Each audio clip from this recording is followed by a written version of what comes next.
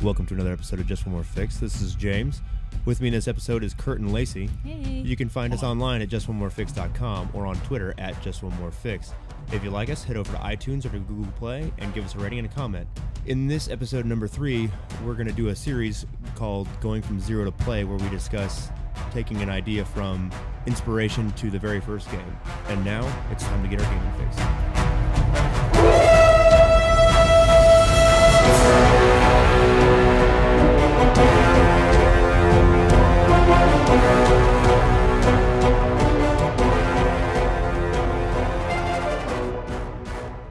Alright, well, welcome to another episode of Just One More Fix. A few announcements before we get started. I am, in fact, 37 years old. I'm not sure why I said 29. Early onset dementia, maybe. I have no idea. So I am, in fact, 37 years old. I have been gaming since I was about 10 or 11 now, so it's been a while. Something like that. So this is going to be the first installment of our Zero to Play series. We're going to take you guys through our process from basically from no idea and nothing to all the way through to the first game. So that kind of, in my mind, starts off with gaming inspiration. So when you run a game, what do you find inspiring? So I'm going to go first, apparently. I'm sorry, I was asking myself that question. What I find inspiring about games is, I guess, the themes that run through the through lines through different stories is what I find inspiring. The different, I guess. For example. In other words, she's asking for an example. Give us an example. So I guess the most recent example for me would be I just finished watching Jonathan Strange and Mr. Norrell on Netflix, and it has this kind of through line of mystery and the unknowingness of magic with, the chaos of magic and the uncontrollability of it, along with fairy stuff and, making bargains and, deal with the devil kind of a thing. And that's just a consistent through line through the entire thing, and I think it's really cool. And the idea of that is cool no matter what setting you put it in. So I guess it's the themes and the through line of movies, I guess you could say. Okay, I think I'm going to say what I find it. What gives me the base inspiration is the world and the kind of stories it can tell. When I'm thinking, I played a lot of Kerbal Space Program recently, and it's turned me to a notion of what kind of stories could you tell in a harder sci-fi world. And I've never really considered that before, and I found the notion of it kind of inspiring.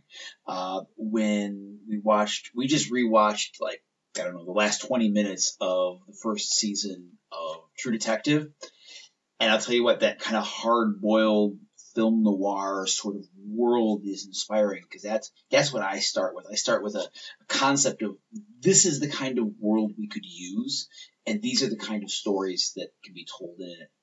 And that's where I start my inspiration and creative process and just really get into it and say, what kinds of stories could be told in this world? I pretty much agree with that. I usually start with the world as well. A couple exceptions to that rule, but mostly I, think, well, okay, so we're doing a fairy tale Lost in the Woods sort of setting, or we're doing a sci-fi, here we are on a ship setting, and then that's where you start and you kind of build from there, and kind of setting comes first, and then that kind of gives me a feel for the theme that I want to have from that point. You start with a big picture and then work your way down. Right. James, it sounds like more like you start with, give me a theme that I want to explore and then find a world for it. Would that be accurate to say? Yeah, I think so. I think horror for me is the easiest way to kind of convey it, maybe. So when I think of a theme in a horror, it's sort of like there's lots of different flavors of horror. So certain flavors of different genres emphasize certain themes, Yeah. And then I let that kind of guide me, and that guides my world building. So you find a type of story you want to tell, and then hang a world on it. Yes. And say, this is what's going to fit the world I want. Right. Okay. Yeah. All right. So it's some kind of the chicken before the egg, and you guys are the egg, or vice versa, however you want to say it. We don't want to get into that argument because we'll be here all night. Fundamentally, I'd say you guys are doing it wrong. Well, we're talking about creationist stories, which means the chicken came first. Oh, well, All right. So going along with that, I guess the next thing becomes where you find your common sources for this inspiration. I think we'll kind of break each of these down individually as we go along, but for me, it's a lot of movies and books, more Netflix now than books now. I don't read so much anymore. But like the news, things like I find always the internet is just full of inspiration and like it's librarians' hackles are up. Limitless. Yeah. I'm just quietly judging. I don't know if there's very many unique places that I would find inspiration from that aren't pretty common to everyone. I mean, can you guys think of anything that you think of that's like more of like a more unique source of inspiration that you wouldn't think is? Well, I have to say that for me, the nonfiction really is a lot of my inspiration, because for almost any setting you come up with, for almost any world, there's usually something that's happened in history that you can go and, all the characters are already set. All of the motivations are written down. All the conclusions are already drawn. Even if you're not going to put it on rails and say, this is how it's going to be, you can get those, whether it's political intrigue, whether it's crash landing on an alien world. I mean, there's so much richness out there. Do you feel like that limits your creativity, though, because Absolutely it's already not. done? Absolutely not, because it's a jumping off point. Okay, if you listen to this long enough and you argue with me enough, you will find that I am a big sandbox sort of person. I will use any intellectual property.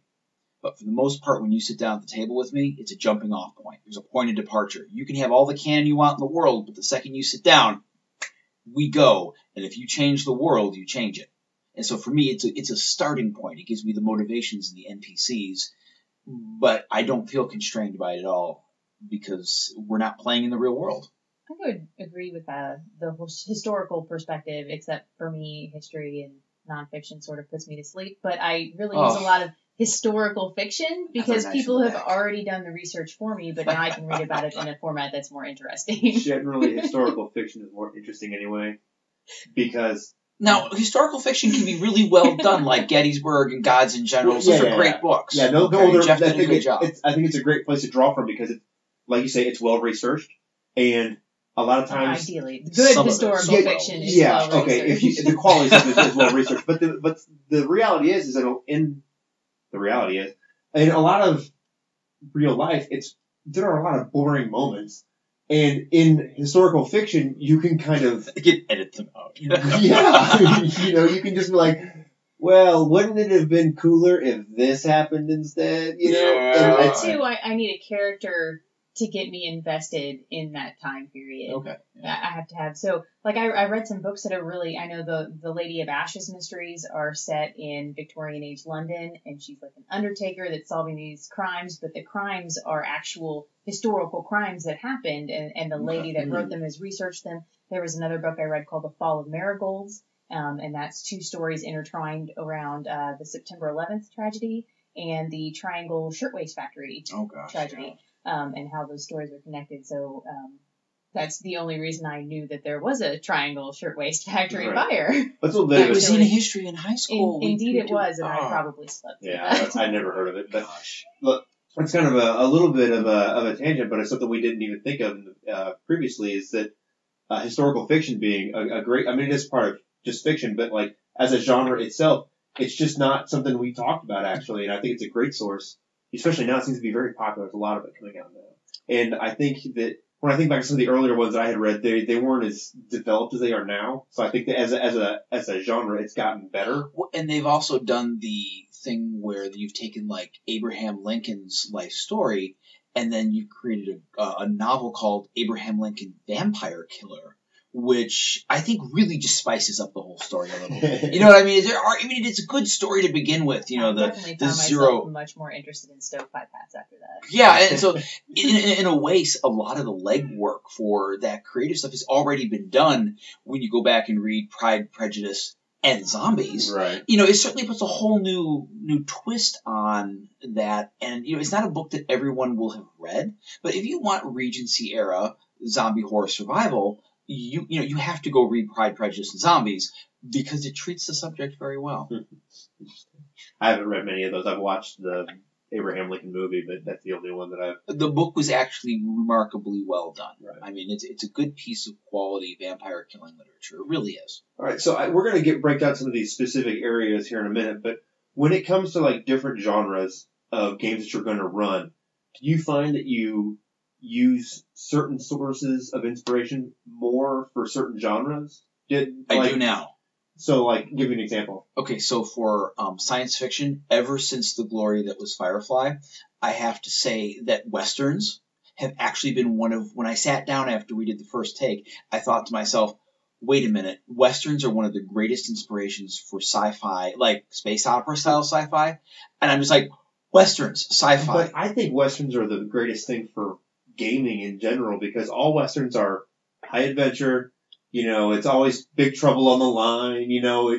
Against the odds. It's like a lot of those are the underdog adventurer story, which is the foundation of most gaming. I think. Well, I mean, it has a very specific set of tropes, though. I think it works well for hard sci-fi. It won't work as well. Mm-hmm. I don't think. Now, maybe I'm wrong, but for your hard sci-fi, you can always look to the horror genre too. So you're talking like space opera sci-fi. You're looking at westerns for your harder sci-fi. You've got like Alien does an excellent job, but there's nothing space opera about that. No, Alien is the best like horror sci-fi movie still ever. I have to admit, I'm 43 years old. It's still kind of scary. It is I don't want to watch it by myself. I will say it is a movie. That is one of the few movies that stands up very well to time, and it's still so suspenseful and scary. Yeah. And if you take the whole epic fantasy and you throw it together with sci-fi, and then you have something that looks a lot like Hitchhiker's Guide to the Galaxy. Yes, with a heavy dose of British humor. Yeah, like Red Dwarf. So when are there specific I'll just kind of break down a few genres. So like for horror stuff, is there specific things that you draw on for horror? Like specific sources? I love fairy tales. For horror. Nothing is better than that for me. That and also true crime, because people are incredibly inventive when it comes to murdering and doing terrible things to each other. I've read a few true crime books, but I think for some of it, it's kind of hard to get through sometimes. I don't like to. Yeah. You don't like to. You really don't like to read true crime stories. I would rather kind of watch a show about that as opposed to read. I would rather read the case file. Classic horror type stuff I would much rather read, because obviously you're never going to get anything out of a Frankenstein movie like you will get out of the novel Frankenstein. It's not even close. It's like apples and oranges. Apples and green beans, really. I mean, it's so very different. Wow, French cut at that. Yeah. So what about you, Kurt? Is there anything specific for horror that you find yourself going to the well for? Like in a specific nonfiction history, because in throughout history, people have dreamed up terrible things. Right. And so for me, it's not even so much the stories. I like the nonfiction. Give me the facts. Tell me what happened. Tell me who did it, what their motivation was. Give me the hooks, and I will drop it into a world and make it work. I used to like true crime on an epic scale, because when you're talking about history, like the things that survive are the ones that were really so bad. But we're very good at being bad to each other. But since the invention of the criminal detective, I mean, even when it was not done very well between the 1890s and let's say the 1920s and 30s, when they really came up with forensic science, they started keeping track of these things. And over the course of 100 and something years, there really isn't much that's new under the sun. Mm-hmm. And so I think that even these historical files, as you see them, and either they solved them or they didn't, I think that's for horror and for crime. There's nothing quite like true crime. So for me, for horror sources, obviously movies, are for me, for horror stuff is a big visual component, because it elicits sort of like a very guttural response out of you. You know what I mean? So like some of those the Grindhouse, I don't know if I've ever been good at horror. I've tried a couple of horror games, but I don't think I've ever really done very well. Well, most of horror is about feeling, and for me, that feeling comes from the things that you see, like the tactile pieces of it. It's like True Detective. We just watched that part, where it's just has this dirty feel to it. Like some pieces of artwork, like a guy I'm going to talk about here in a minute, like the way But these are all visual things. This is an auditory hobby. But I think that you can draw on that for inspiration, and translate that into what comes out. There are certain, even when you're running a game that isn't a horror game, throwing in an occasional horror element I think is really fun. So we did an epic children's fantasy game, and one of my players, I made everybody come up with a collection. One of my players had as a collection rocks. Well, they're in this mysterious other world, and they're in a pool of water, and I say she sees all these shiny rocks at the bottom. So she's filling up her pockets. When she comes back out of the water and onto the land, she turns out her pockets to look at these rocks, and they're children's teeth. It was that's weird. Yeah, it was right. good. So you can incorporate those visual aspects. Okay, I'm great now. Yeah. But do you see, like, it's like, while it's just a visual art, and here, like you say, most of what we do in role-playing is, talking and audio, there's nothing wrong with bringing up, still frame pictures of things, but also, I let those pictures guide me, and, like, sometimes, like, if I'm trying to be very thematic in the horror, I let those pictures guide, like, when I refer back to them, is it reinforcing... Yeah, what does it bring? Right, Is it just eye candy, or is it used for telling a story? Okay. So... On the horror thing, too, I would say an excellent source for inspiration are just the things that you find creepy. Yeah. And it not even just like what you're reading or what you're watching on television. You wake up with a cold sweat in the middle of the night. What was it that you were dreaming about? Yeah, what makes you skin crawl? What is it about Teeth. someone when you look at them and you think, oh man, that person is exceptionally creepy? What is that creep factor, and how can you incorporate that in little ways? Kind of a subgenre of horror, I guess, to kind of break it down for me. In my mind, there's a difference between like Lovecraftian horror and just regular horror. And for me, like sources for Lovecraftian stuff, there's because a lot of it is like investigative play and that kind of stuff. Okay. And for me, I use a lot of actual like grimoires and actual stuff that was written by like Aleister Crowley and John Dee and their actual magical guides or whatever, and use like the symbolism that exists in there. Had a Boondock Saints moment there. Like looking for the symbolism that's inside there, and like all that. The word you're looking for is symbolism. Yeah, it's all those kind of things, to draw from, because they've done, they spent their entire lives, some of these guys, researching and putting these things together, and they probably did a way better job than anything I would just create out of nothing or whatever. I would say too, for Lovecraftian horror especially, like Kurt was talking about, pulling in your pieces of history. But there is a ton, like, Lovecraftian horror is not so much, there's some slasher murder elements incorporated, but the insanity thing is huge. And if you were to look up medical history for treatment of insanity disorders, oh my word, there is a wealth of information that is absolutely terrifying. Insulin shock therapy. Barbaric. Well, dunking, they used to, and there's another one where they put them in a tub of freezing, like 30 degree water, with a tarp over the top that only lets your head stick out of it. Electroshock therapy, the way that straitjackets initially looked, the whole concept of trepidation. The list goes on and on and on. I think we'll probably end up at one point doing some genre episodes. I think it's something we'll kind of come back to. Without your medical textbooks, good horror element. All right, so for the classic fantasy stuff, like what most of people's gaming is. Is there any like specific places you go to only for fantasy inspiration? Well, the giant in the room that looms large, Tolkien won't die.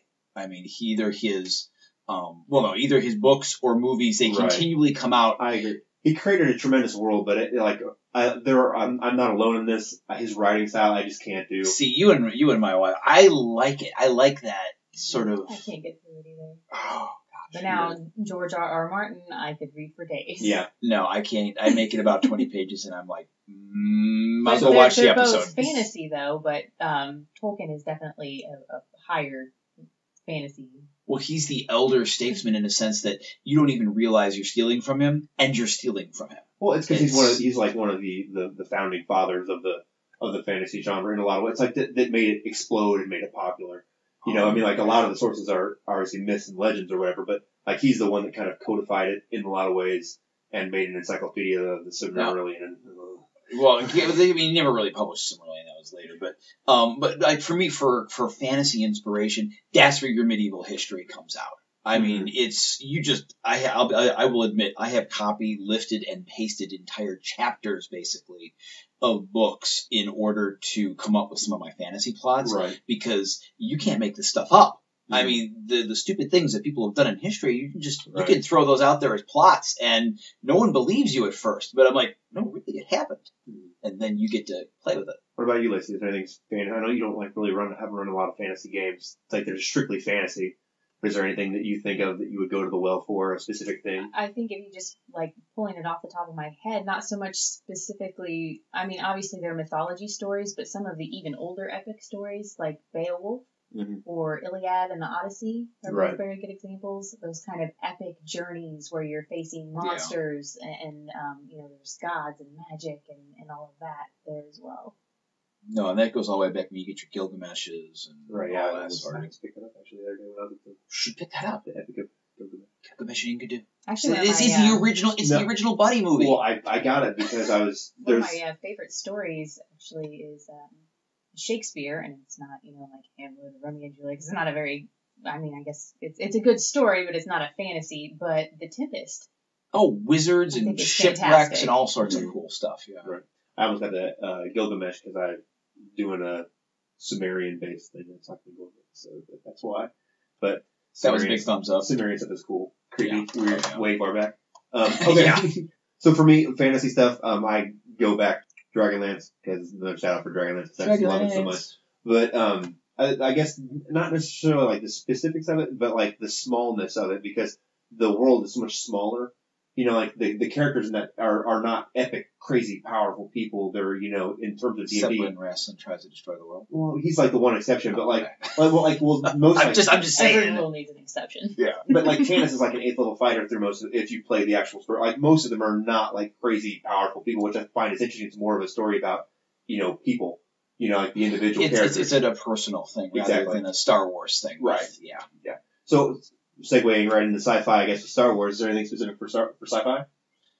Again, for me, for space opera, I go for Traveler, classic Traveler. You've got to go I have to go to the Asimov world, the Foundation series, just because that's the feeling that if you go back and look at Star Wars and you go back even further and you look at Asimov's Foundation series, it feels like that world. Mm-hmm. I mean, and so that's where I go. That's where I go for my initial sci-fi.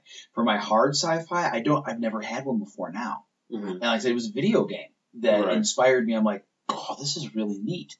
And so that's where I've gone, and I kind of have a rut with sci-fi. Listen.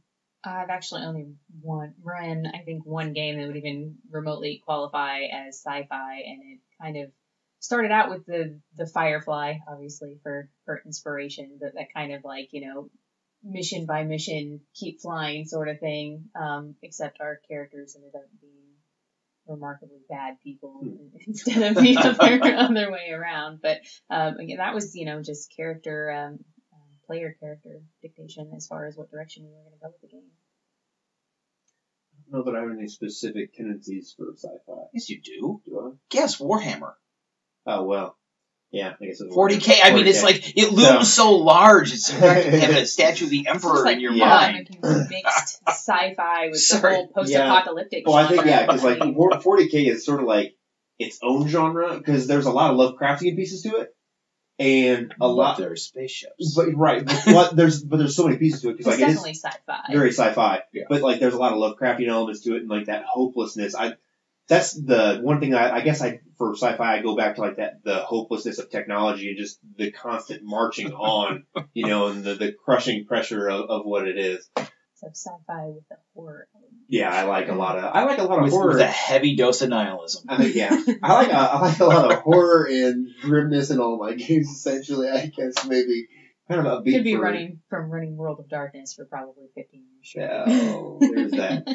So, all right, well, breaking these down into some smaller categories, I guess we're going to kind of talk about like just the real world for inspiration. There's a kind of an interesting story that I heard about Stephen King. He wrote, I can't remember which novelist. I'm not the biggest Stephen King fan or reader, I guess. I'm not the biggest Stephen King reader. But there's a story that he wrote where there's a kid that is some kind of psychic and gets let out of his compound once a week, and they give him cash and he spends this money. And the whole story and the whole premise came from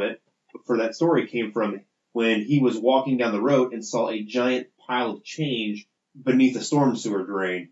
And that's where the inspiration came for. And I thought that was such a cool story because you walk around and everybody sees odd things here and there. And it's just kind of like, well, why is that there? Essentially where that story came from. So like, we're like just looking around when you see odd things, it's just like, oh, that's kind of weird. Well, why did it happen? What's the source of it? Kind of using, the real world around you for that kind of thing. See, now, for me, I have to take that and going back to the way I get inspired for games, I have to hang a filter on it. Right. Like, the change in the bottom there is that if it's a fae fantasy, like, changeling World of Darkness situation, that's totally different than if I'm looking at it through the sci-fi filter. I'm not even sure how I'd use a sci-fi filter for that. Yeah, I don't know. I'm sure you could. I don't know. But... I don't. But mythology filter on it. Maybe the sewer is actually the river Styx, and that's where people need to drop their change to cross the. And each coin is a little memory. Yeah, and that's that's awful. Weird news. Obviously, using the internet, you can just Google weird news. There's all kinds of crazy news stories that are out there. Whether it's new technology and advances in science and stuff that you can use, or just the weird sinkhole that popped up in someone's backyard out of nowhere, whatever it is. It screams Delta Green, The box. Yeah, the box. Interesting people that you just meet out in the world. Mm-hmm. Some people Everybody's have insane stories. I can't remember. There's somebody that I read said that every person in the world has at least one good story. Huh. So, and I think it's some people have a lot of stories. But everybody has at least one good story. So I think if you can break down those barriers and, talk to someone and be like, everybody has some story to tell. Oh yeah. I mean, or it's some kind of odd training that you've had mm-hmm. or something like that. I mean, it's working at a school. We've had some disaster trainings, which I have to say, while being disturbing, I'll tell you what, it will help you write because, you can't write without experience. Mm-hmm. I mean, at least I don't think you can, or at least not well. Well, I hate so much the stereotypical conversation everyone likes to have with emergency personnel. Oh, you must have seen some crazy things. Well, occasionally you do hear, see, experience some very some very interesting encounters. Yeah. And I don't know that I've brought that into my I don't know. Something interesting. That's another topic, kind of, I think, but that's one of those weird things. Like, what do you bring from your own background into gaming? All right. Well, kind of. So I guess part of that weird news thing is, just the internet in general and Uncle Google, asking Uncle Google, whatever questions you want, Click at the I feel lucky button. Yeah. Just I almost wonder, what would come up if we just literally Googled gaming inspiration, sources of gaming, what would come up might be interesting to see. But there's, the internet is so, Maybe we should do that. It's happening now. The magic of the internet. Hooray. But there's so much on the internet, kind of along with the weird news, but there's so much out there that to draw inspiration from. There's 1,000,001 ideas out there. See, now I used to like, Gawker, the media website is gone, but some of its child pages are still out there, like Sploid mm-hmm. and IO9 and. Well, what about the Onion? Because they used to have some my gosh, the Onion. That were so absurd. It was just, to draw some inspiration from that absurdity or whatever, you regardless of what you think or, Look at your browsing history, and, maybe not in public, but look at your browsing history and try and go somewhere else. Right. Okay, get out of your... I'd be willing to bet you that most people have a half dozen or dozen sites they go to for news mm-hmm. and information, and that's it. Right. Bust out of it. I'm not sure how you do that, but, for me, like I said, just go to IO9, go to Sploid, go to any of those sort of Onion, those off-the-wall sites. Oh, wait, so what do we have as a result? I would like to say if you Google gaming inspiration, you should probably specify what sort of gaming you're looking for. A lot of video games. Initially, it's a lot of PC and video games. Yeah, well, I think it's just the nature of the beast. Tabletop there's some. All right, so I think we don't need to expound on the internet. It kind of does it on its own. There's a lot of stuff out there. There is one thing. There's a blog or website that we go to that's I effing love science that has a lot of really cool technological stuff for your Lovecraftian, your horror, your investigation, or your sci-fi stuff. There's a lot of really cool Delta Green talked about earlier stuff. The really good stuff there. NASA is always doing really amazing ridiculously things. Cool things. Yes. They have all of the images of Saturn that are still fairly recent. Check those out, pretty inspiring. And there's all sorts of weird places like the National Ignition Center. If you have never heard of that, I suggest you look it up. Right. It's where they're trying to do something cool. There are all sorts of places where they're doing cool things, and it's got to be inspirational. If it's not, we can't help you. All right, so next on the list is books. So there's obviously a lot of accumulated literature of mankind as time has gone by. The printing press was good for that. Amazing. You don't get to talk anymore because you said you don't read. Anymore. I just don't read a lot of... So we're going to have a conversation over here. Okay, so, anyway, starting in the mid-19th century, I would say if you started with your Jules Verne, okay, because he came up with some pretty good stuff. Going on to your H.G. Wells and your Chambers. Chambers is fantastic for your early horror type stuff, the yellow wallpaper. I'm a big fan of Robert W. Chambers. I mean, there definitely some of the Alan Quatermain stuff is problematic. So what about like everybody? I think everybody's heard of H.G. Wells and all these people. Is there anybody that you can think of off the top of your head that isn't like the A-list author name? To check out. For me, like the Brother Cadwell files are really good. That's by the Brother Cadfile Mysteries. I think it's Ellis Peters that wrote those. That sounds about right. They're really good. I like those. It's about a monk that does investigations, murder investigations, and that kind of stuff. Yeah, it's really cool because it's not in a setting that you would normally think of it as. Is in that it's a Dark Ages thing. It's he's a monk. Well, it's not Dark Ages. It's 12th century. Well, yeah, but. So, is there any other art or? I would say, if you can make it through Umberto Eco novels, then do so. Name of the Rose comes to mind. The Island I think it's the Island of Tomorrow or something like that. Eco has a lot of really bizarre, almost surrealistic novels. Without sitting down and actually thinking about it, it's been a while. Well, let's anything for you. I really like a lot of short stories, and again, I'm kind of more horror-oriented. Obviously, Stephen King has some great things. I did listen to all the Robert W. Chambers books on Audible, which was pretty awesome. Clive Barker has some very interesting short stories that really would kind of aid themselves to the Cthulhu mythos nicely also. He has a book of short stories called In the Flesh. And pretty much all of those really have that excellent otherworldly dynamic. Crichton. Was it Michael Crichton? He wrote a book called Prey. He wrote a lot of good. He's the author of maybe Jurassic Park. Jurassic Park. Yeah. No, I mean Jurassic. Books you might not have heard of by him because they're a couple years older. Yeah, I will tell you, nobody, and I mean nobody, does horror like Clive Barker. That dude is in touch with like the dark side of things in a way that nobody else is. But probably should be. There's a story of him where he went and got some dental work done and got toxic shock syndrome and was in a coma for 3 months. And part of it, he was alert but couldn't move. Oh dear. For like a month or something. And he said he's going to put that into his new books and that feeling. And I was like, that is the most terrifying thing I've ever heard in mind. And he's already terrified to read anyway. I was like, I don't want to read that. Just ridiculous. Yeah. So my absolute favorite author is Neil Gaiman, and he does the modern fairy tale like nobody else in a wonderful way. Actually, the Ocean at the End of the Lane was amazing. Definitely worth the time to read. Okay. It's very good. Besides fiction, I guess Wait, before we move on, one more thing. I would totally, if there are local authors in your area, they can a lot of times be really worth the read. When we go to Gen Con, I always go to the art section, and there's a couple of like local publishing places, and I've gotten some pretty good reads from them. There was a bunch of short stories in a collection called Unreal City, and it was kind of neat because they were all set in the Indianapolis area. So it's kind of cool to read local stories, legends. set where you're at. Especially because if you run a lot, I'm all about supporting small press anyway. Right. Yeah.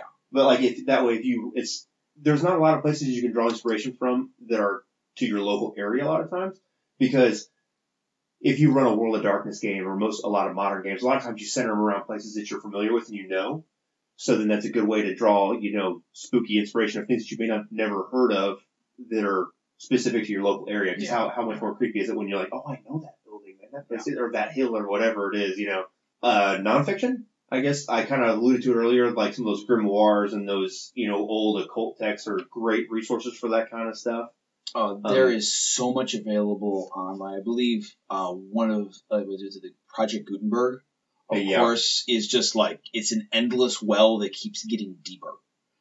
Fordham University used to have an excellent series of, there was the Medieval Source Book Online, nothing but primary source texts. So Project Gutenberg is basically they're digitizing a bunch of really old books and putting them out there for free, essentially what's happening. Yeah, anything in the public domain. Mm-hmm. And it's an open source project that is created 10 years ago it was over 20 or 40,000 books. I'll link it in the show notes, but it's a great source, especially like your fairy tale stuff. There's a lot of, because if you get a modern fairy tales book, it's not the same as, the older, where they originally come from fairy tales, but those ones are on Gutenberg. Oh, and there's if you want to do a political thriller, the first English Civil War that takes place in the 12th century, right there, a woman almost ended up on the throne. There was this ongoing, back and forth power struggle. There's a king who won't be killed by the enemy soldiers. And there's just, escapes, attempted assassinations, all this stuff. It's a fantastic sort of thing, or the ascension of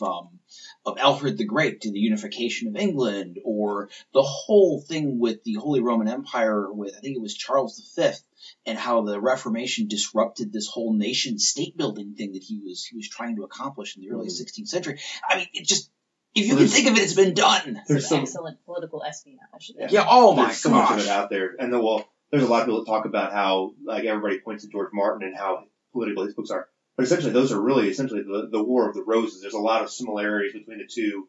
Well, inspirations, yeah. Yeah. And it's that whole thing. Like I said, if you can't find inspiration from the Habsburgs, just look up their history. You'll then never need to do any more research if you look up Habsburg.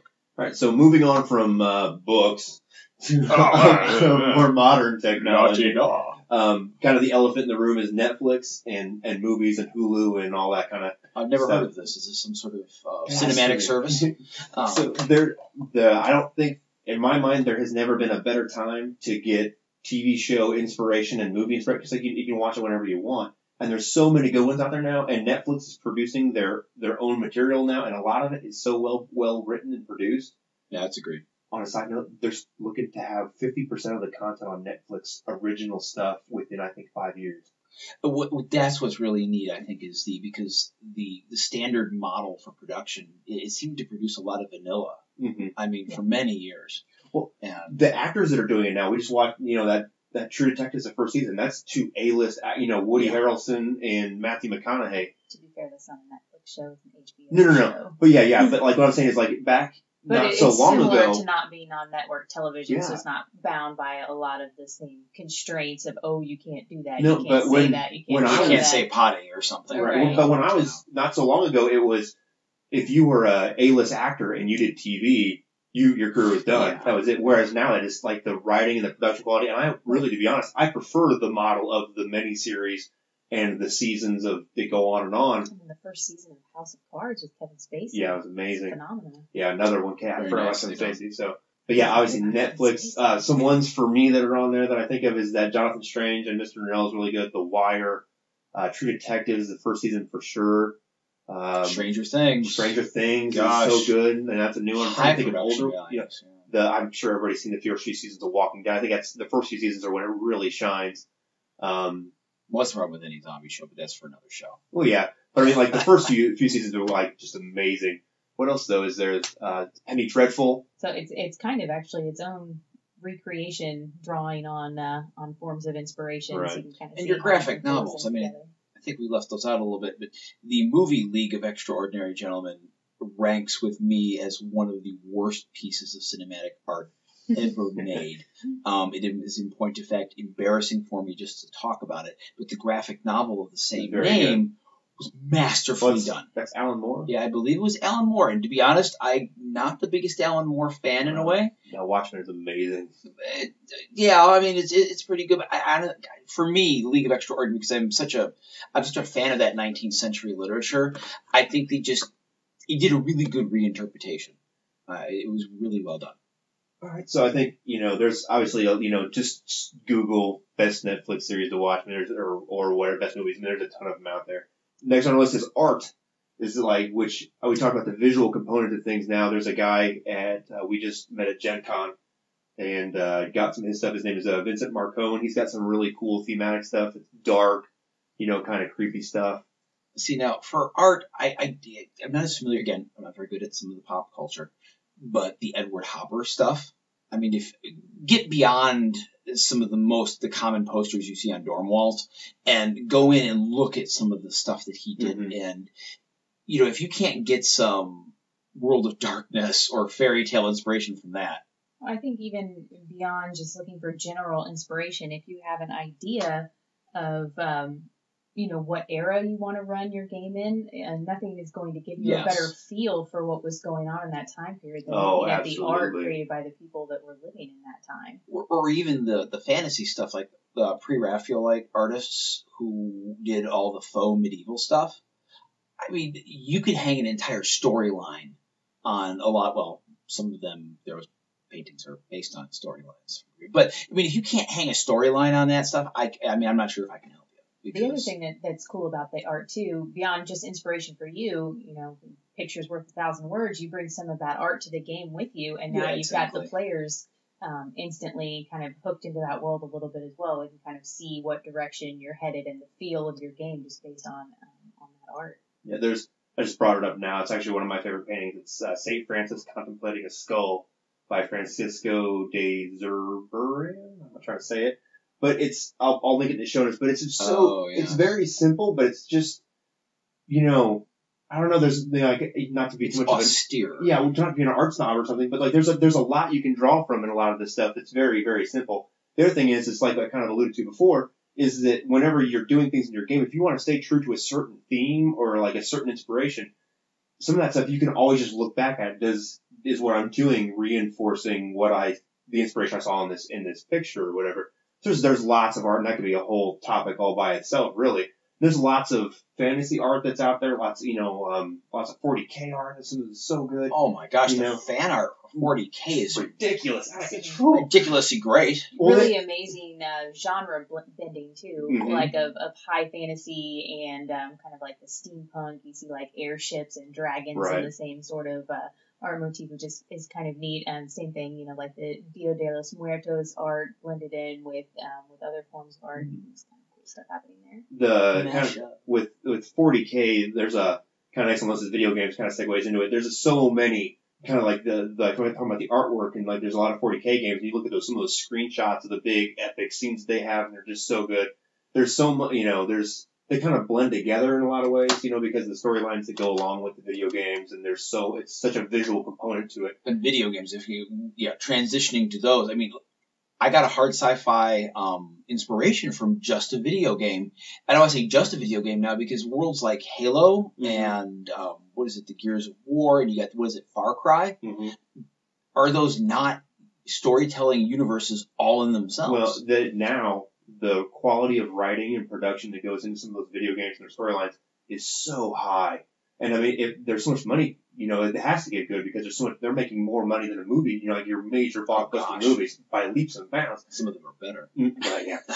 But it's gotta get better, it's just happened. There's one now that's, We Happy Few that I saw that just looks unbelievably cool. You want to talk about a war themed game? Mm-hmm. Yeah, it's you have to. I'm not familiar with it. So if you watch the preview to it, it's a world where everybody takes these joy pills to keep them happy, and in the game, very, Brave New World. You stop taking the character you play. Go back to the literature. The character you play stops taking the pills, and as the game goes, what you see changes according to what your dosage is or whatever. It looks really good. I'm not a big video game person, but I saw it and was like, I totally want to play this.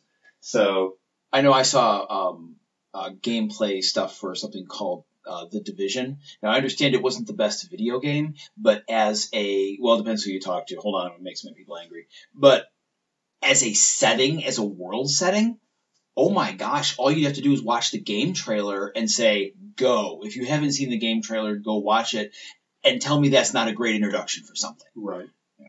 My personal thing, where I draw a lot of inspiration from, the last thing on our list is new games, being new role-playing games. On our gaming shelf, if you look, there's a ridiculous amount of small press games. I have kind of a completionist problem and an addiction.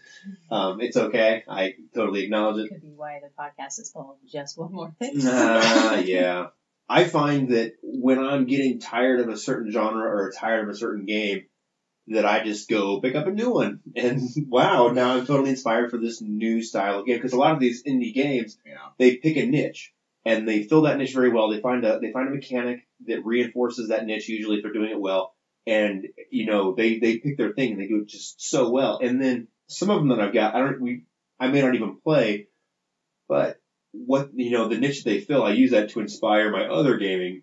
Oh my gosh, Warbirds. I know we only ever played that a couple of times, but that was, if you've never found that online, it's impossible to describe. Just go find it.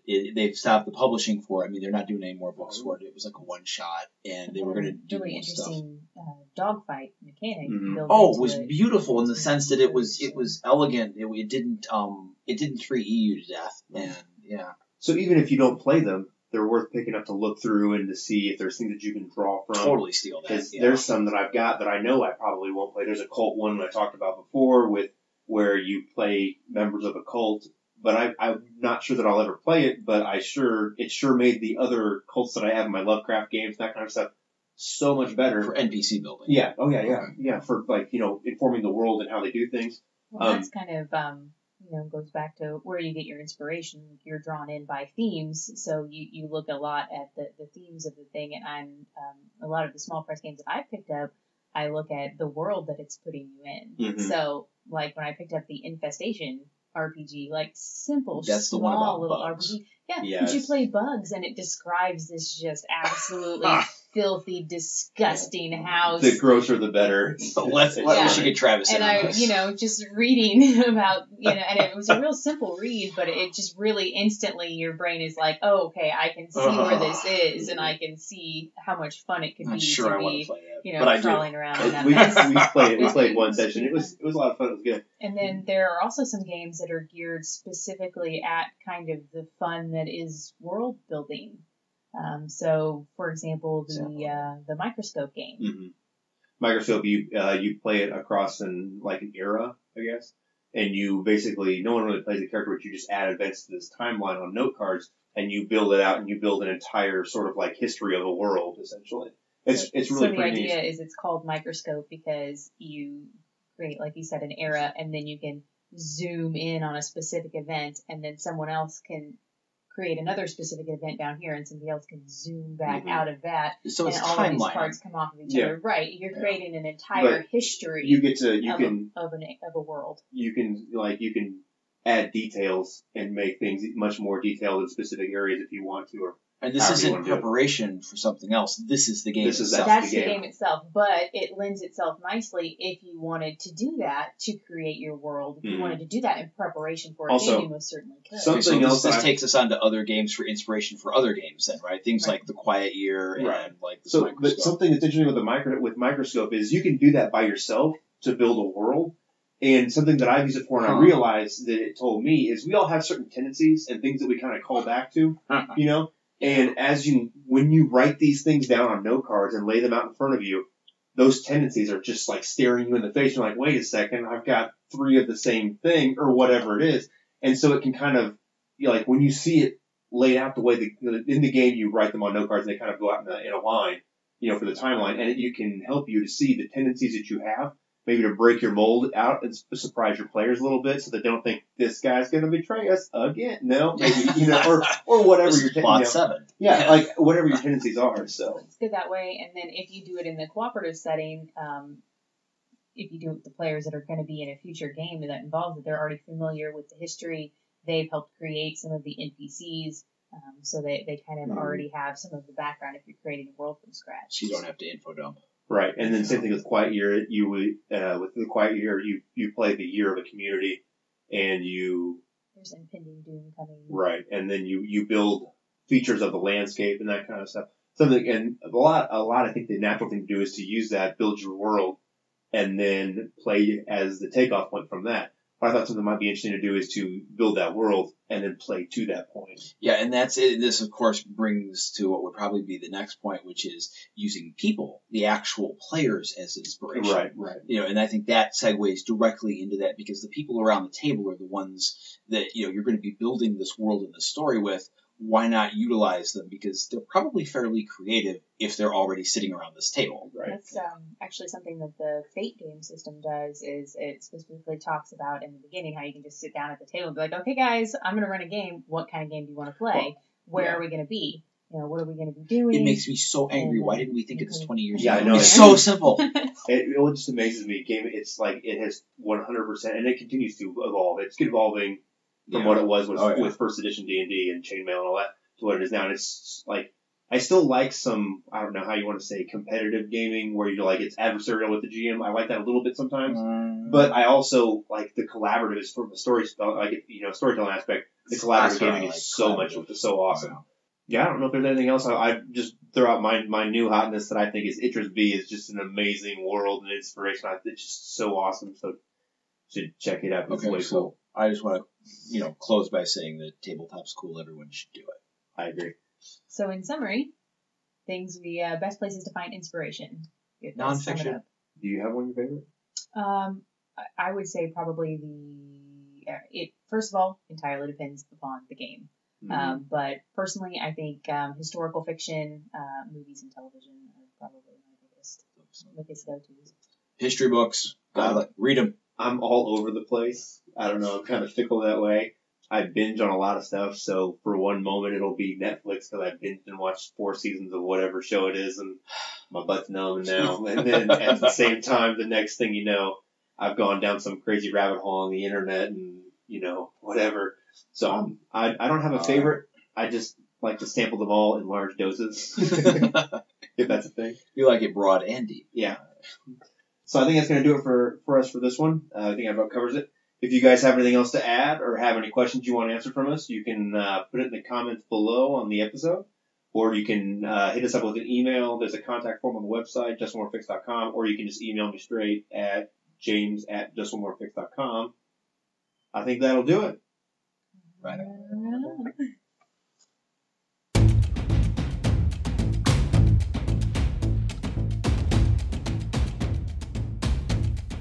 Thanks for listening. This has been another episode of Just One More Fix.